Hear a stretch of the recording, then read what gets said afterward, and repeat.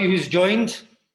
Thank you so much for joining. Our very special guest this evening is none other than Rabbi Yosef Greenberg, the head shliach of Chabad in Alaska. So welcome, Rabbi Greenberg. My pleasure. It's an honor to be here. And thank you for making the time. Rabbi Greenberg, what I'd like you to address this evening is as follows. Number one, we'd like to hear when you got to Alaska. We'd like to hear about the general population of Alaska. We'd like to hear about the Jewish community in Alaska. We'd like to hear about the current political situation, how things are going in the States, which seem very challenging and chilling, I might say. And we'd like you to flow into a very serious message of, for all of us worldwide, miraculously, by cross-continent, by modern technology. We'd like you to give us a message for for lessons to be learned on how to meet the demands of the present situation. So without further ado, I'm going to pass on to you, Rabbi Greenberg. I'd like you to speak for about 20, 25 minutes. There'll be one or two questions, and that will be the evening. Thank you so much. It will be my honor and pleasure. Thank you. Welcome, everyone.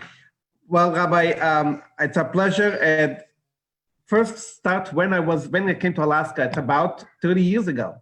In 1990, we came to Alaska the first time to see the place.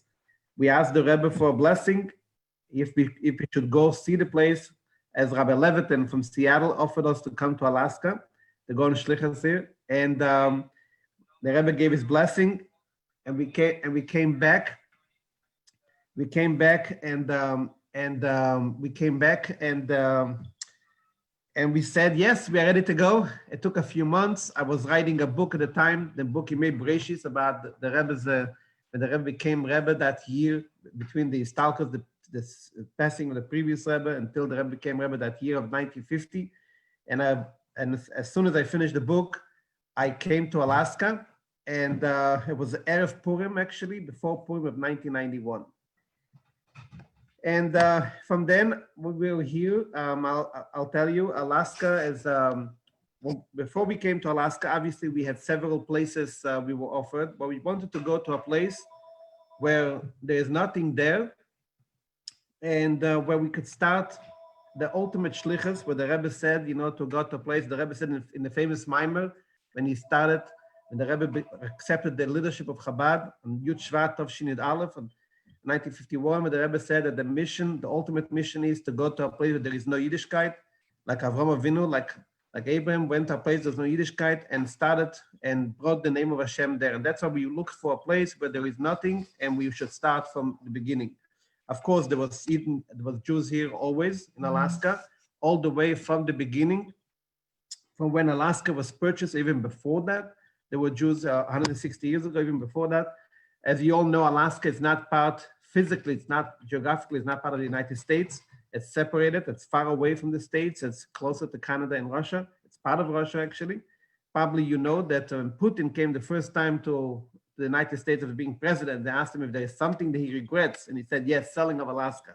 The second time when he came, they asked him, he said, no, we never sold Alaska. We only gave it away, we only rented it for 100 years, and now he wants it back. Therefore, from now on, they call Alaska in the parliament in Russia, they call it ice cream. They think Alaska will be the next Crimea. They'll take it back, but it's not happening. Anyway, to go back to the story. So when we came to Alaska, I want to share with you, as Alaska has about 6,000 Jews, all from the States. And most of them live in Anchorage, in a big city, which is about 300,000 people. And the rest are spread all over the state of Alaska. There's not one town or village that has no Jews. So almost impossible to find a place there's no Jews. There's always a pocket of Jews, 1, 2, 3 Jews, always everywhere you go. Jews in Alaska do everything. They're from doctors to lawyers to teachers to people involved in business. Everything that you could think of, Alaskan Jews are doing. And there was a Jewish community in Alaska, as I said before, from the beginning. But an Orthodox Jewish community or Chabad community, there wasn't until we came to Alaska. But before that, about 10 years ago, there was already a community. So I'll tell you a story. There was already an Orthodox minyan from 10 years before we came, which was established by the Rebbe. So I'll share with just one story of Alaska, and then I'll give you a picture what Alaska is all about and how the Rebbe cared for Alaska and how this story could teach us on our situation today in the world. So the story is that when I came to Alaska 30 years ago, 1991, 29 years ago, we came before Purim, and there was the community in Alaska already prepared a Purim party for us. So we came, there was already in a house, a group of maybe 70 people. And we came in, everyone said hi to us. You know, the way in America, people say, hi, how are you doing? And one person said, Shalom Aleichem. And I know this person stands out. This is not the norm. Nobody says in Alaska, Shalom Aleichem. And after a few hours, he said to me, almost at the end of the party, he said to me, is the rabbi going to read the Megillah tomorrow? I said, yeah, in my home. So he ran around everyone to say, we are going to have the Megillah reading tomorrow morning. Nobody came. He was the only one who came. And after a few days, he sat down with me. He said, I need to tell you my story. And he said, listen, I'm married to a Jewish woman. I have a Jewish child, but I'm not Jewish. And I was like shocked. And he said, listen, I was a sailor during the World War. He's from Denmark. I was a sailor during World War II. I saw what the Nazis did to the Jews all over Europe. And I literally ran away. I was so disgusted. I ran away from Europe and I literally crossed the border in the United States, went off the ship, crossed the border and got into the United States. And I hung out with Jews. And there was a Jewish girl. Her father was a rabbi, but he passed away young. She was an orphan. And we got involved with each other. We fell in love and we decided to get married. The whole family was crying. And we decided to go to Alaska as far as we can. But then we had a child and we decided to raise him Jewish. And then when I decided to raise my child Jewish, I decided I'm going to study Judaism. And this man was literally a walking encyclopedia. He knew everything. When I came to Alaska, he's the only one who had the Talmud in English here, the Mishnah in English here, everything. He had a Jewish press. He would read from cover to cover, everything.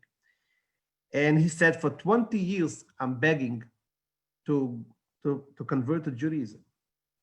And nobody wants to convert me because there was no permanent rabbi living in Alaska, an Orthodox rabbi. So no Orthodox rabbi wants to convert.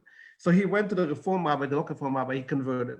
And at the time, he was not asked to do a bris, but he said, I learned to the Bible. And Abraham had a bris, so it can be a conversion without a bris. So he went to the hospital himself, went to a doctor and asked for a bris. And then when I came to Alaska, I said, now 20 years later, now finally Chabad has a permanent rabbi here. Please convert me. And I said to him, you know, I just arrived. I was a young rabbi. I don't convert anyone. I'm not doing it. Anyway, it was going on every week. He would meet with me and said, please, I need to have a conversion. I want to have a full conversion. And I saw that yearning from someone to really convert. And I kind of tried to push him off. I called New York. I said, what should I do? And I just arrived.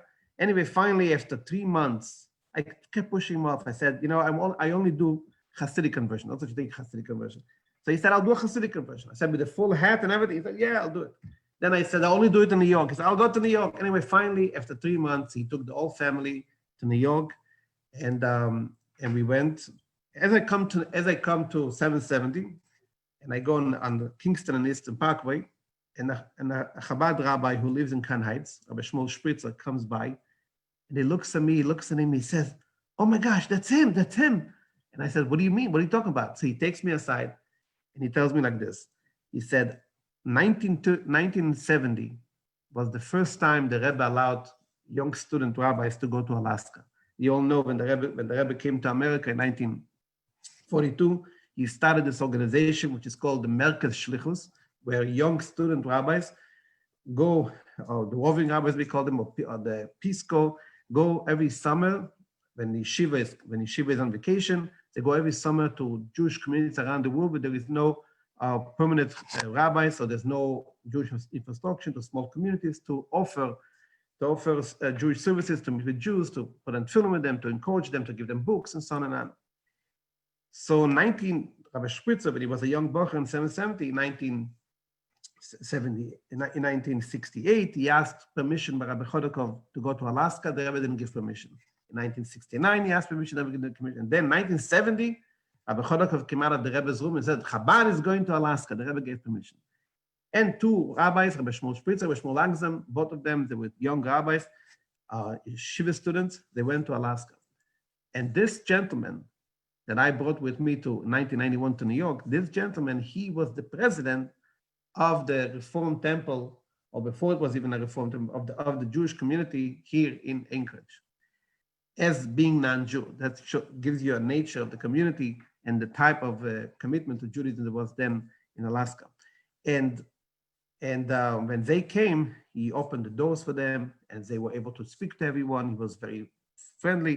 The other person who invited them to their home is Mr. Peregrino, who is also a big sponsor, a major sponsor of the Jewish community, as I'll say later. Anyway, so basically, to make the story short, he said that when they came to Alaska, they visited every home, they traveled many cities, and they wanted to give the Rebbe a report on the Jewish community, what's happening in Alaska, the Jewish community. And when it came to him, they wrote in their report that this gentleman is the president of the Jewish community, he's not Jewish, but his wife is Jewish, his child is Jewish, and he's very into Judaism and so on. At the same time, this gentleman used to send money to the Kabbalah Center in California. And he used to send them money for printing books on Kabbalah. And he used to read those books. And he loved that. So he wrote a letter to the Rebbe. In other words, he wrote himself a letter to the Rebbe, and he sent him with the boys. The letter was, he asked the Rebbe something about, he read in the book about Kabbalah, he wanted to have an understanding. And he signed his name. His name was at the time Erling Christensen. And anyway, so the young rabbis, they came back from Alaska from the first summer, and they brought everything with them. And they gave the Rebbe the report. And then they brought also all the letters that people sent to the Rebbe together with the report. They gave it in. The only response from the Rebbe to the entire report was under his name of this president of the Jewish community. The Rebbe wrote under his name, Aim hu Yehudi, 3 words. Sorry, is he Jewish? Question mark. Aim hu Yehudi, question mark. Is he Jewish? Now, when the response came out, they went to Rabbi Chodakov and they showed him that they wrote clearly in the report that he's not Jewish. So they don't understand what is the question, what should they answer? And the name obviously is not a Jewish name, Christensen. So Rabbi Chodakov says, we don't know. Well, this is one of the things I'm not going to ask again. This is one of the things that we don't know. Maybe one day we'll know what it means. And then he tells me in 1991, he says, I can't believe it. This is the guy the Rebbe wrote about him, Aim Yehudi, is he Jewish? And now he's coming here to the Rebbe to convert Orthodoxy. And actually, when we came into the synagogue to 770, the Rebbe came by, and the Rebbe looked at him. It was right by davening in the morning, and you could see the Rebbe like looked through in him. And then when we came by Dallas, the Rebbe was very welcoming to him. And the Rebbe said to him and his wife, the Rebbe said to them that Alaska gives a cold attention. When you say the word Alaska, people think about coldness. But the Rebbe said to live in Alaska, you need to have a strong temperature in the homes to warm up. So when it comes to Judaism, it comes to Yiddishkeit, don't think of Alaska as a cold place, but the opposite. Think of Alaska as a very warm and exciting place to spread Yiddishkeit here. That was one time. And then he converted, he became Orthodox, he became a Chassid. He was one of our biggest supporters. And he has his children now here and his grandchildren and so on. So I'm just saying so from this story, this is a story that shows the entire outlook of the Rebbe about Judaism, about the world, about life, and the Rebbe's vision. In 1970, the Rebbe writes 3 words, and nobody knows what it means. And it takes 20 years. I did not know when I came to Alaska that there is this person sitting here in Anchorage. Nobody told me. It's not like I knew nothing about it. But the Rebbe is sitting in New York, and he sees that situation. And 20 years later, the time has come. A shliach came. He came to Orthodoxy. He came back to the Rebbe. And actually, one of the time we went by one of the Sundays, we went by the Rebbe. He asked the Rebbe, "Should I change my name?" Because the name was Christensen. The Rebbe said, "Loud, certainly." And what I'm trying to say from the story is that that's the Rebbe. Now that before Gimel Tam, before the Rebbe's Yom Hilula, that is the Rebbe all about.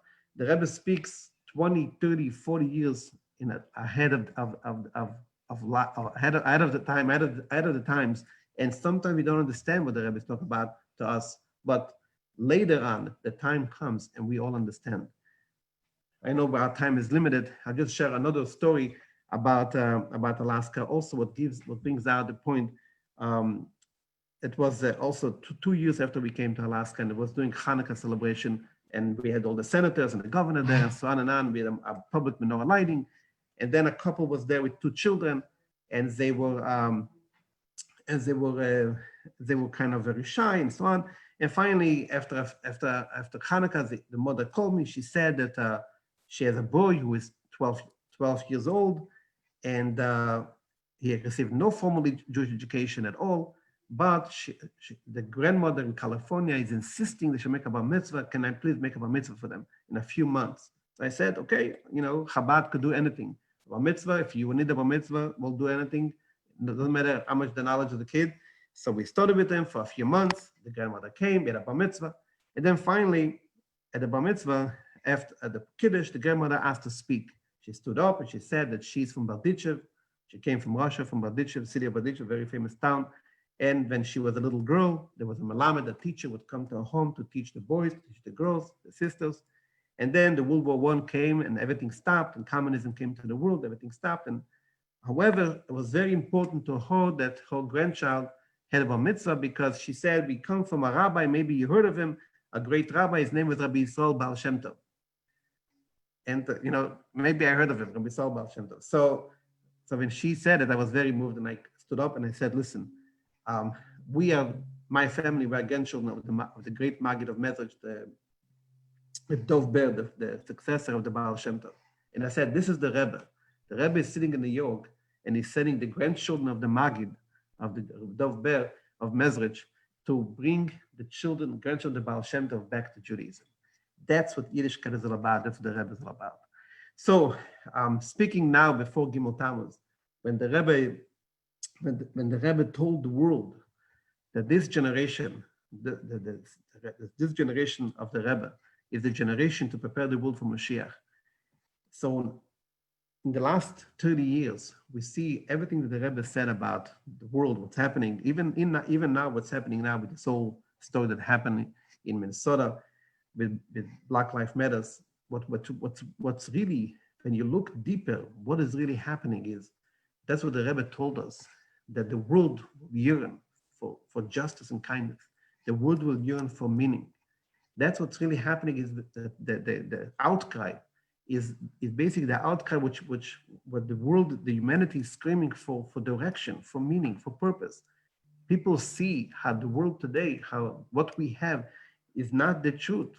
As we, with all what's happened in the last 10 years, just the different movements of, everything is happening, but we see how everything is crushing and falling apart. We see the world is yearning for emes. The world is yearning for truth. The world is yearning for honesty, for equality, for basically it's a yearning to understand the meaning of life. It's not just as Black Lives Matter.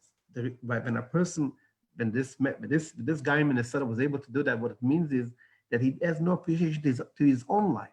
He has no appreciation, because the only way to appreciate life is what the Rebbe told us in the 1980s, that we have to teach in all the public schools. We have to teach every human being the concept of ayin roya v'ezeh shema, that there is an eye, and I hear that every life of every person matters, because there is a plan that God has for the whole world. This concept is missing, and that's the yearning. They don't even know what they're looking for. It's almost like when in the 1960s, when the hippies, they had the revolution, when the revolution was against the establishment, and many of them became Baalei Teshuva because there was a yearning for spirituality, for ruchnias. They saw how the world where they had has no emes in it, and that's now again another revolution. So we see the Rebbe is telling us, and I'll just share one more concept about how we see when the Rebbe said the word, and this happened in 1990 also. There was a famous Chazan Bolobani came to the Rebbe by Dallas, and he asked the Rebbe, he asked for a blessing for his family, and he showed this son and that child, and then he said to the Rebbe, but there is one child of ours that we left him in London. He's in an institution. And then he says to the Rebbe, they call them autistic children. And the Rebbe said a line, very powerful line, that at the time nobody understood what the Rebbe said. The Rebbe said, autistic children, people say they don't communicate with people. However, the Rebbe said, they don't communicate with people, but they communicate with the Eibishter. They're very in touch with God. They're very involved. The Rebbe said the expression was in Yiddish, they're fanum mit Eibishter. They're busy with God. Nobody understood what it meant.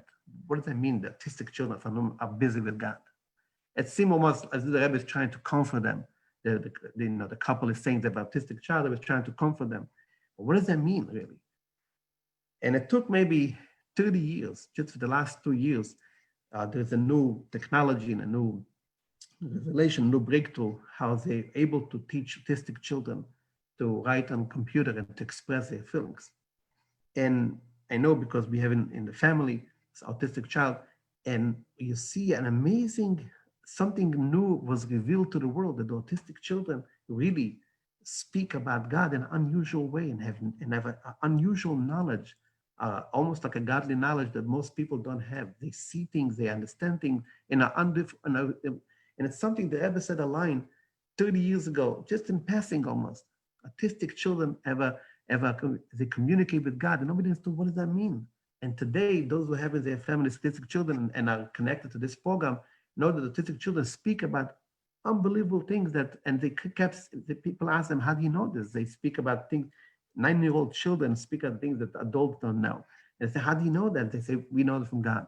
So it's an amazing thing how the Rebbe said a word, and I actually heard later from a rabbi that he had a sister who was autistic, and he went to see the Rebbe in 1972, and he told the Rebbe that his sister is autistic, and he asked a blessing for her, and the Rebbe said to him, when you study the depth of the Talmud and Hasidus, you may reach to the depth of your sister. And he also didn't understand what does that mean. And today we see it. I'm just pointing out that when the Rebbe says a line, the Rebbe says a word, even if it's in passing, it could take sometimes 30 years or 40 years. Like this rabbi was in 72, the Rebbe told him. Until now, the technology just came out now to see that they are thinking. Nobody thought that they are smart and they are thinking, and they're not only that, but they have a knowledge which is unusual knowledge beyond what regular human knowledge. What we see, something the Rebbe said in passing. So how much more so when the Rebbe, the entire generation, when the Rebbe became Rebbe, when he spoke in the first Maimer about the 7th generation, and the Rebbe said how this generation is the 7th from the Alter Rebbe, from the father of Chabad, because the entire Chassidus of Chabad came to prepare the world for Mashiach. And the Rebbe said how the 7th generation is like by Moses, who was the 7th, that he actually brought the Matan Torah, he brought the Torah down on earth, our generations, to prepare the world to actually bring Mashiach physically. How much more so that this will not only it's going to happen, but it's already happening now. All those changes we see in the world, it's all different steps in that coming of Mashiach. The world is becoming ready. And even this, what happened now, the revolution that's happening in the world, it's a part of this, that the world is yearning for emes, the world is yearning for truth, for meaning, for purpose. And they're willing to even give in on their comfort for that emes, for that truth. And that is Misimane HaGeula. This is from the Simonim, from the science of the coming Mashiach. And now that we are preparing for Gimel Tammuz, may this year Gimel Tammuz not be a Yom Elula anymore, not be a Yotzeit, but the opposite, we will be able to zeicher. The Mashiach will come soon in our days, today, in our time, and we'll be able to see the Rebbe physically unite with all of us and bring us all to the Gula Shlema B'meira B'yameinu Mamash. L'chaim, l'chaim. Yashikayach. Rabbi Greenberg, thank you for that. That was very inspiring. Sharon Barnett asks, how many Jews live in Alaska? How many Jews live in Anchorage? You might have said it, but she's asking the question. Sure. About 3,000 Jews in Anchorage and about other 3,000 Jews in the rest of the state of Alaska, which is huge. It's twice the size of Texas. Are a lot of them in military, or what professions are they in? Well, there is also military in Alaska, but some Jews actually came to Alaska because of the military. But now today, this happened during World War II, but now today, people coming for jobs. It's like I said, it's maybe lawyers or doctors or teachers, or every profession you could think of. I'm getting a nice comments here. First of all, somebody just WhatsApped me to say that they're planning to do their son's bar mitzvah in Alaska. Okay. That just came through. That's a pleasure. And I'm very proud of them that they are so brave to travel now all the way from South Africa to Alaska with the situation that we have. His name is Roland Koppel, so look out for him. Thirdly, I want to mention to you, when the parents of the autistic child came before the Rebbe said, I remember seeing the interview, the Rebbe says that the Rebbe advised them that they should have a charity box in the child's room. Right? That's correct. So I want to ask you, that concept of having a charity box, number one, why did the Rebbe say that? Why is it so important? If I understand correctly, the Rebbe also said that he wanted every child to have a charity box in their room, like one of the campaigns. So I want to ask you, why is that so important? And when the Rebbe asks the CNN reporter, when he tells the CNN reporter, Mashiach will come with increased acts of goodness and kindness. Just hearing the way you speak, won't you elaborate on that and how we can actually translate that into actuality if it's important for us to do?